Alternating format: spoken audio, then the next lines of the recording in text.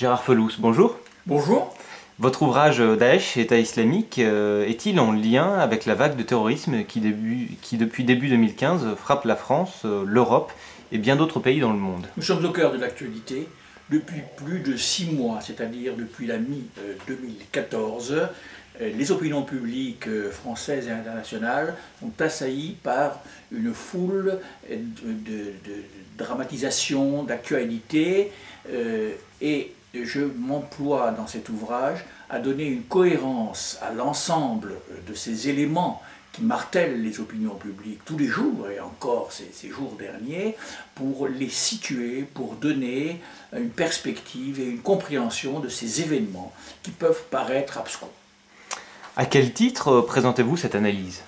Un double titre du reste, une double compétence si je puis me permettre, c'est-à-dire d'une part d'anciens journalistes qui a traité de l'actualité au quotidien et aussi dans les hebdomadaires, Le Monde, l'Express et autres, et aussi pour être passé de l'autre côté du miroir, c'est-à-dire d'avoir été au cours des 23 dernières années conseiller à Matignon, c'est-à-dire auprès des premiers ministres, de 9 premiers ministres, et aujourd'hui expert auprès de l'Union européenne, du Conseil de l'Europe et des Nations Unies.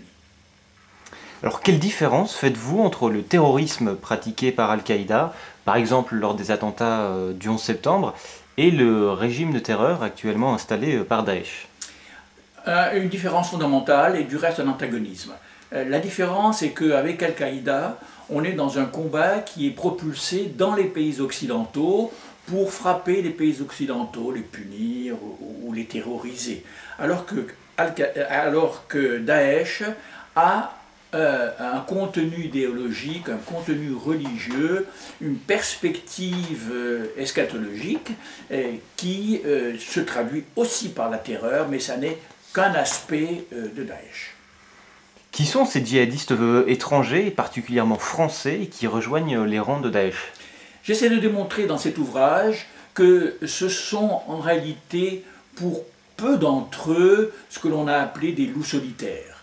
Non, ils sont conditionnés, ils suivent sur Internet toutes les directives de Daesh, État islamique, ils sont mis en condition on voit encore dans ce qui s'est passé à Copenhague, dans ce qui s'est passé à Paris, que cela est très concerté, ça n'est pas spontané, ça n'est pas un coup d'humeur, ça n'est pas des petits fous qui se donnent dans les rues, c'est un plan d'agression et de terreur. Comment se comporte Daesh dans les territoires qu'il annexe en Irak, en Syrie et ailleurs? Il installe un ordre que l'on connaît, qui est celui de l'islam, non pas contemporain, mais du 7e siècle, c'est-à-dire un retour aux origines. Et aujourd'hui, il y a une tendance qui représente cela, c'est le salafisme. Non pas le salafisme missionnaire, mais le salafisme combattant, c'est-à-dire djihadiste. Daesh proclame être un État. En a-t-il les attributs, y compris financiers? Alors, il n'est pas un État, personne ne le reconnaît comme un État. C'est pour cela que, par des euphémismes, on appelle ça organisme ou terrorisme, etc. Mais en réalité, il rêve d'être un État, et du reste. Depuis juin dernier, il s'est proclamé comme un califat. Un califat est une forme d'État religieux, n'est-ce pas, théocratique. Et donc, il s'est doté d'une police, il s'est doté d'impôts, d'une monnaie aussi, prétendant être un État, mais en réalité, personne ne le reconnaît comme tel. Comment la communauté internationale, les Nations Unies, réagissent-elles aux avancées, aux exactions de Daesh? Très mal, c'est-à-dire sans cohésion. Aujourd'hui, aux Nations Unies, on est tout à fait décontenancé.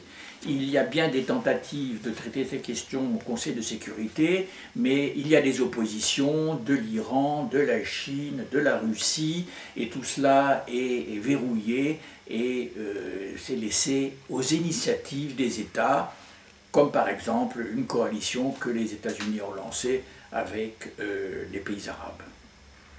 Pourquoi ce pseudo-califat dont vous nous parliez a-t-il pu s'implanter si rapidement et si facilement au Proche et au Moyen-Orient? Tout simplement parce que la région est en décomposition.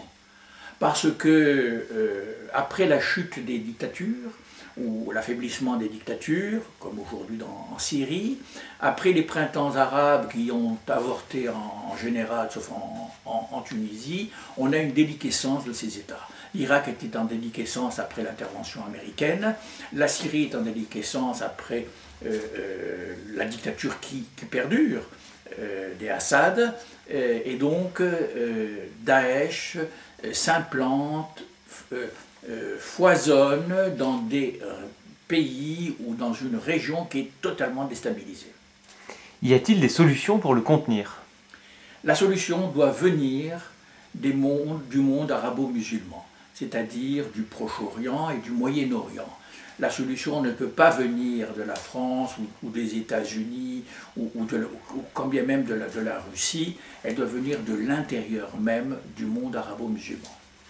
Alors sommes-nous à la veille d'une guerre des religions ou de civilisation? C'est ce dont rêve Daesh. Daesh voudrait provoquer, et c'est la définition du djihadisme, une guerre de civilisation telle que Tipton aux États-Unis l'avait conceptualisée.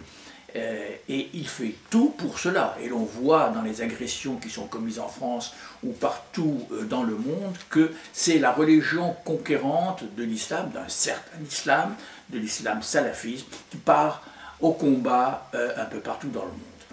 Et la réaction est que le monde occidental, mais aussi le monde arabo-musulman, refuse cette confrontation entre religions. Le christianisme et le pape ont bien montré que personne n'était prêt à cette confrontation. Et c'est sur ce terrain, si je puis dire, ou cette absence de terrain, que Daesh sera probablement combattu également, restant seul, contre personne, dans une confrontation qu'il ne souhaite pas. Néanmoins, il faut ajouter, et c'est là que l'ouvrage le développe, nous sommes dans une période de la montée des religions et des croyances qui peuvent provoquer aussi des chocs. Et on le voit également lorsque l'islam se développe dans des pays occidentaux, qu'il y a une tentation de choc des civilisations.